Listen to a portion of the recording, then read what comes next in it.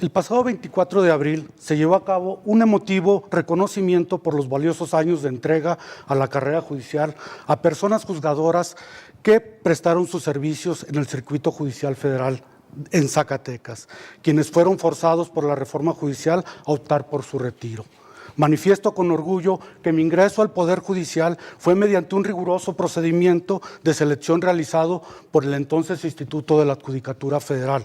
en el cual participaron más de 6,500 postulantes por 120 lugares en la primera especialidad de Secretaría de Estudio y Cuenta. Durante mis 20 años de carrera en el Poder Judicial, he formado parte del equipo de trabajo de distinguidos juzgadores designados por concurso de oposición. A manera de ejemplo, me permito mencionar al magistrado Ricardo Olvera García y al magistrado en retiro Eduardo Antonio Loredo Moroleón, este último uno de los juzgadores homenajeados, y en ambos casos destacados juristas, con una inteligencia excepcional, reflejada en su quehacer como juzgadores, personas que además de dictar sentencias con estricto apego a derecho, impartían justicia en su más amplio sentido. Mi reconocimiento, pero principalmente mi agradecimiento a ustedes y a todos los juzgadores de carrera judicial por su labor en beneficio de la sociedad mexicana. Cabe recordar aquí que el distinguido jurista mexicano Raúl Carracay Trujillo declaró en alguna ocasión: la justicia mexicana no tiene por qué ser implacable, porque no debe moverla ningún espíritu de venganza. Debe ser justa a secas, justicia a secas, y apegarse estrictamente a las leyes vigentes. En este sentido, en mi punto de vista, resulta un tanto aventurado proponer ciertas formas de aplicar la ley, como cercana a la gente, con mano dura, diferente, etcétera. Pues la responsabilidad de las personas juzgadoras es la aplicación de la ley, incluyendo como marco de referencia, como ya lo señalaba el compañero, en su actuación múltiples herramientas de apoyo, como los protocolos orientadores sobre las particularidades, principios y estándares que deben observarse cuando se resuelven casos en los que se ven involucradas personas de determinados colectivos sociales, tales como los protocolos para juzgar con perspectiva de género, para juzgar con perspectiva de infancia y adolescencia, para juzgar en casos que involucren derechos de personas con discapacidad, para juzgar con perspectiva intercultural, entre otros. El fin último de estas herramientas es garantizar que todas las personas accedan a la justicia en forma plena y en condiciones de igualdad, de manera que no pueda quedar a criterio del juzgador su aplicación, pues existe una obligación ética profesional de usar todas las herramientas a su alcance para resolver los asuntos con justicia. La ley establece la posibilidad que, como parte de la propaganda electoral, las personas candidatas puedan divulgar su versión acerca de la función jurisdiccional y la impartición de justicia, así como propuestas de mejora. Sin embargo, debe señalarse que existe un órgano responsable de la administración del Poder Judicial, de manera que ciertas propuestas de campaña no son susceptibles de cumplirse por los candidatos, pues el cargo a que aspira carecen de facultades para ejercerlas, tales como la fiscalización de recursos financieros del Poder Judicial o la implementación de inteligencia artificial, por mencionar algunos. Así pues, debemos informar a la ciudadanía con claridad cuál es la función real del juzgador, que lo es la protección de los derechos ciudadanos que han sido vulnerados, ello mediante la emisión de sentencias en los asuntos sometidos a su jurisdicción. También al resolver las controversias jurídicas concretas, el juzgador fija el alcance de las normas de un sistema jurídico, lo que constituye un motor del cambio legal. Por tanto, en lo individual, las personas juzgadoras carecen de facultades para determinar la política institucional integral de la organización del sistema de impartición de justicia. Aprovecho para comentar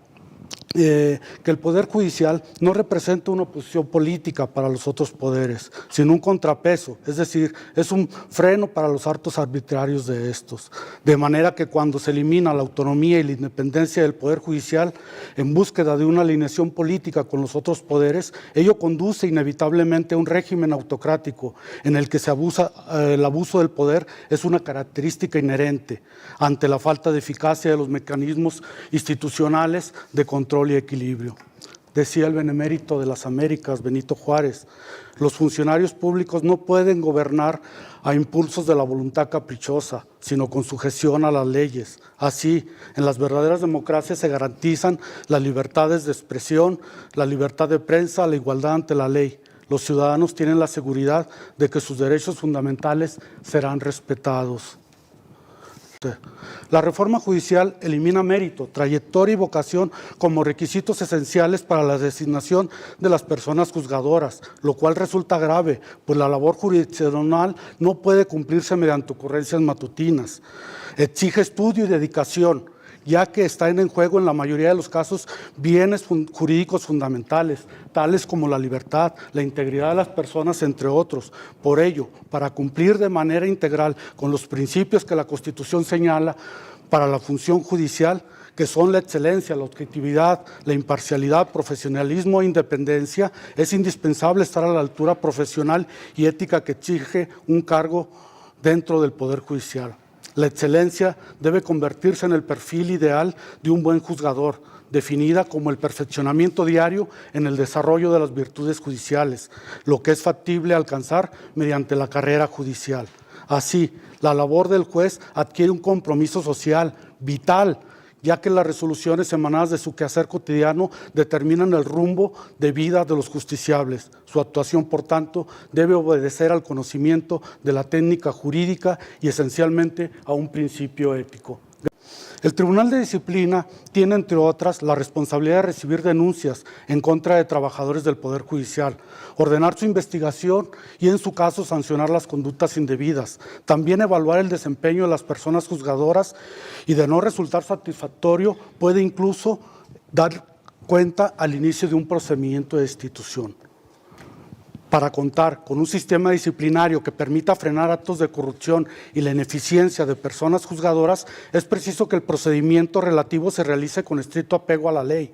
respetando las garantías de los servidores públicos, entre ellas la emisión de sentencias debidamente fundadas y motivadas. Así, las personas juzgadoras que ocupen la magistratura del Tribunal de Disciplina Judicial deben ser capaces de distinguir entre la dilación por negligencia y la que ocurre por sobrecarga de trabajo, entre la autonomía de los juzgadores para determinar la organización del trabajo en contraposición con las medidas arbitrarias en perjuicio de los derechos laborales, entre los errores aislados productos de la inexperiencia o del cúmulo de trabajo de aquellos que son patentes y claros, pero muy en especial, muy prudentes, para distinguir entre la emisión de una sentencia en ejercicio del arbitrio judicial y la emitida contra ley de manera deliberada o con errores que superen lo razonable. Revisando el decreto relativo a la reforma judicial local, de inicio se advierten, en mi opinión, algunos errores de constitucionalidad en la configuración del Tribunal de Disciplina,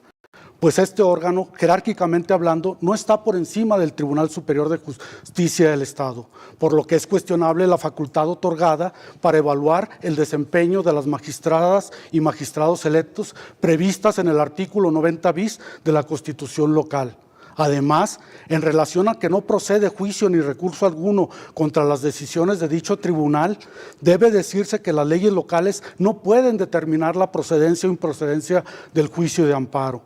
de manera que las personas integrantes de dicho órgano deben tener la capacidad profesional, comprender y entender adecuadamente tales conflictos de aplicación de la ley, además de saber solventar cuestionamientos que podrán formularse relativo al cumplimiento de la garantía del debido proceso, al fungir como tribunal de manera concentrada, tanto instancia investigadora, sustanciadora y resolutora, cuestiones que incluso deberán valorarse al momento de emitirse la nueva ley orgánica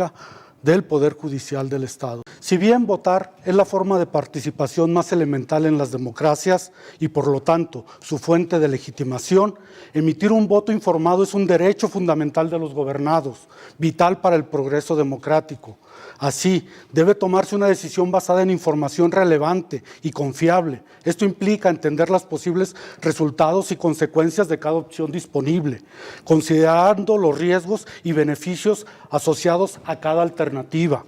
Para tomar una decisión informada es esencial contar con datos pertinentes, evaluarlos de manera crítica y reflexiva. La ley electoral del Estado de Zacatecas establece la obligación de la legislatura de remitir al Instituto Electoral los expedientes de los candidatos, de manera que dicha información debería darse a conocer al electorado, incluyendo los resultados de las evaluaciones realizadas por los comités de evaluación, además de difundir los videos de las entrevistas practicadas en su momento a los aspirantes ahora candidatos.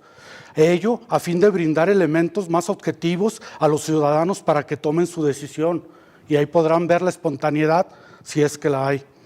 El barco sigue a flote. Démosle el rumbo correcto. Los invito a emitir un voto informado. Por un Estado de Derecho, vota por los candidatos de carrera judicial. Gracias.